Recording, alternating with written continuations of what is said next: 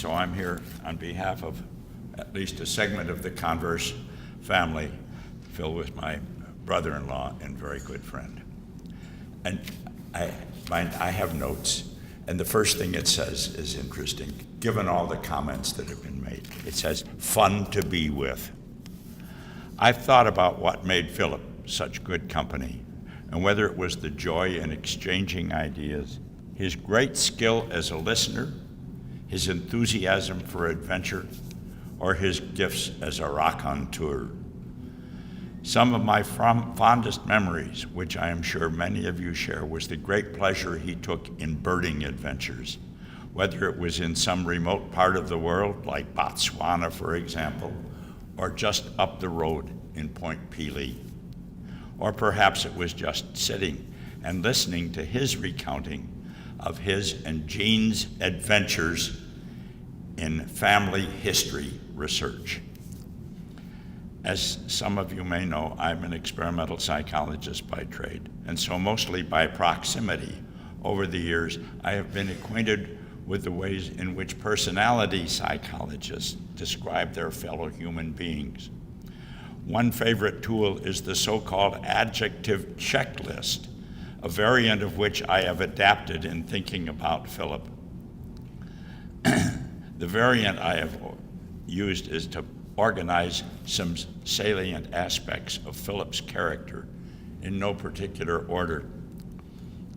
And so I've stolen from the adjective checklist and taken 3 or 4 things that struck me as particularly important. The first of which is self-effacing. We all know that Philip was one of the seminal political scientists of his time, but getting him to talk casually about his current work was akin to pulling teeth, and had nothing to do with the exchange of political ideas or discussing what might be done about the situation. But I particularly recall sitting with him in a bar in Nairobi, and I casually asked him, well, Philip, what's going on in political science in your research these days? And I was greeted by this long, long silence, and I think the conversation changed to the Nairobi weather. I don't think it was any reluctance to talk about ideas, but I think it was a serious aversion to self-inflation. Conversation in a Nairobi bar was one thing. A real conversation was quite a different thing. Kindness. At the time of my first wife, Annie's death, he stepped into the memorial and took over and gave a simply beautiful talk about our time in Costa Rica, birding as usual, and the circumstances surrounding her death. It was not easy, but he delivered with grace and clarity. The third item is competitive. On this, I will say nothing, except to call his attention, somewhat wounded, I might add, to his demeanor when confronted with an unsuspecting opponent at the other end of a ping pong table. Nonchalant, friendly, implacable.